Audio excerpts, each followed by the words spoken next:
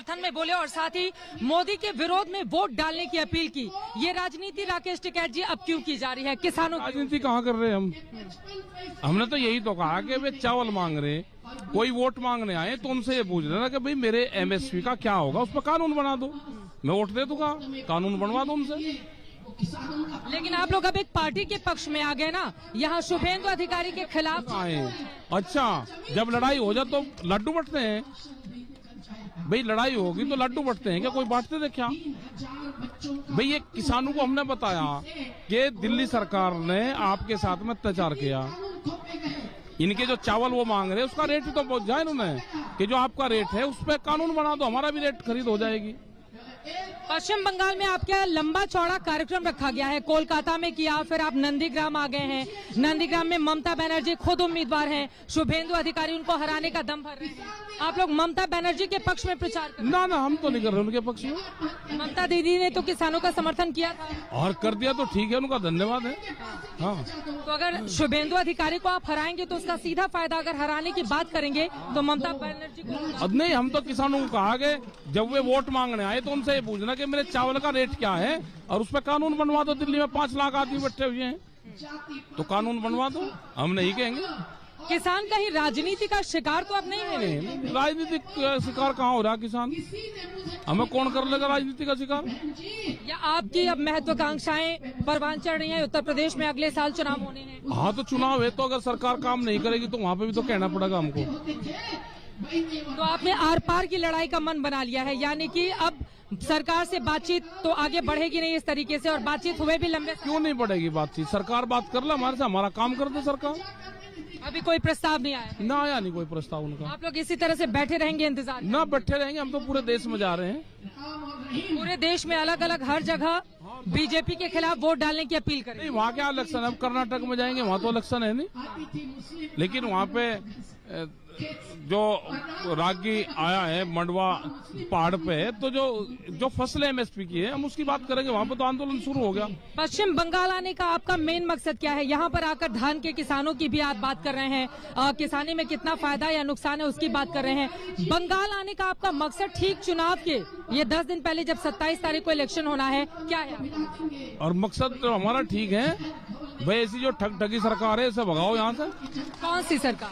जो सरकार है दिल्ली वाली सरकार, जो दिल्ली की सरकार है वो आ रही यहाँ पे, तो उसको इनसे भगाओ, उनसे क्वेश्चन पूछो अपने।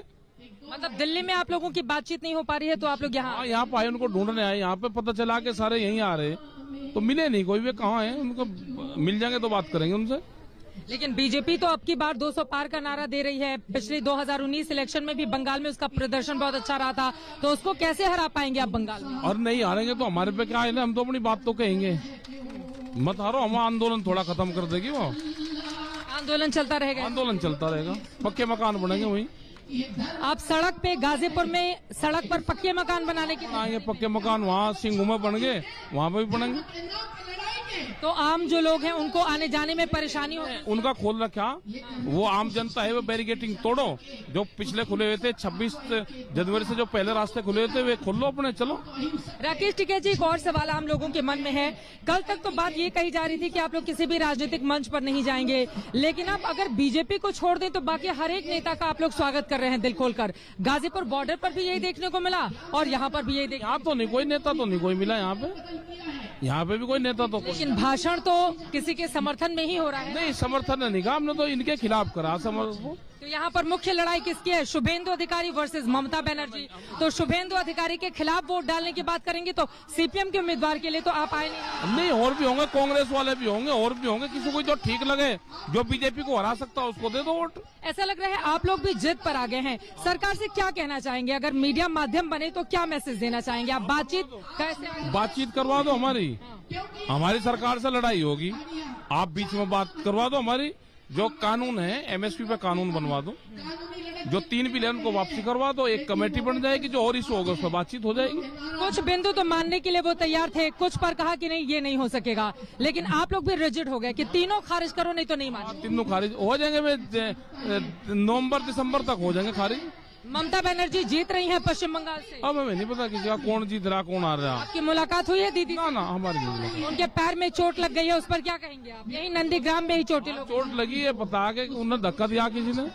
हाँ, धक्का दिया है ये आपको पता चला? ये पता चला धक्का दिया उनको। कौन है? विरोधियों की साजिश? और विरोधियों के साजिश पता चला।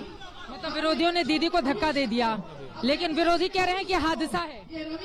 अब पता नहीं जो भी है वो गलत हुआ, उनके साथ में नहीं होना चाहिए। केली महिला लड़ रही थी यहाँ पे, तो क्रांतिकारी महिला थी, लड़ रही थी सरकार के खिलाफ, वही अस्पताल में भिजवाई थी, तो कोई ना कोई साजिश हो सके नहीं। मतलब ममता बनर्जी अकेली महिला है, तो इस वजह से आप लोग उनको समर्थन देने के लिए यहाँ पर समर्थन दे रहे। अच्छा किसी का चोट लगी तो ये भी ना कहे हम, भाई चोट लगी, हम इन जैसे तो है नहीं कि 300 लोग शहीद हो गए, ये एक शब्द भी ना कहे कि नहीं किसान शहीद नहीं हुए। अगर किसी का चोट लगी है तो चोट तो लगी है। बंगाल में आपका कहाँ कहाँ और कार्यक्रम होना है? नहीं बस हमारे 2 जगह हो गए यहाँ पे, अब चले जाएंगे, फिर का फिर देखेंगे। फिर आएंगे, 8 चरणों में चुनाव होना है, तो फिर आएंगे रहेंगे, फिर चक्कर लगा देंगे। बंगाल का कोई दूर है, यहाँ क्या कोई पासपोर्ट लगे। तो यहाँ पर आते रहेंगे आप जब तक मतलब बीजेपी को हराने के लिए पूरी तरीके? हाँ पूरी ताकत लगाऊंगे हम अपनी।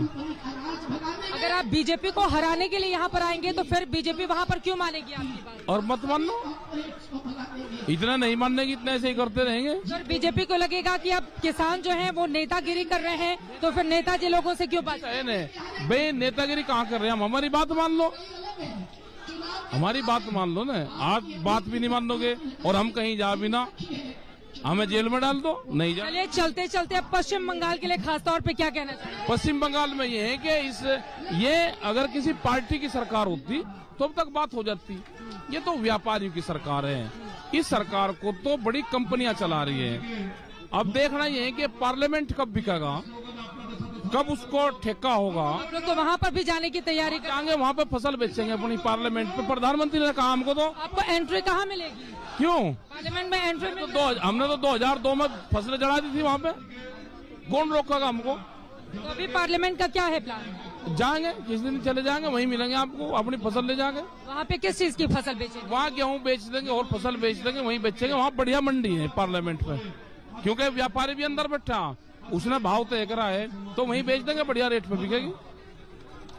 किसान नेता राकेश जी के तेवर एकदम साफ हैं, वो टिके रहेंगे तब तक जब तक सरकार उनकी पूरी मांग नहीं मान ली जाती। अब सवाल ये है कि पूरी मांग कैसे मानी जाएगी, आगे क्या होगा, इस पर लगातार रहेगी आज तक की नजर। लेकिन पश्चिम बंगाल में बीजेपी को हराने के लिए कमर कस के ये तमाम नेता यहाँ पर पहुंचे हुए हैं। कैमरा पर्सन सत्या के साथ चित्रा त्रिपाठी, नंदीग्राम, पश्चिम बंगाल, आज तक। नमस्कार, मैं हूं अंजना ओम कश्यप। हमें उम्मीद है ये वीडियो आपको पसंद आया होगा। लेटेस्ट खबरों के लिए यूं ही देखते रहिए आज तक, और इस वीडियो के पसंद आने पर लाइक, शेयर एंड सब्सक्राइब करना ना भूलें।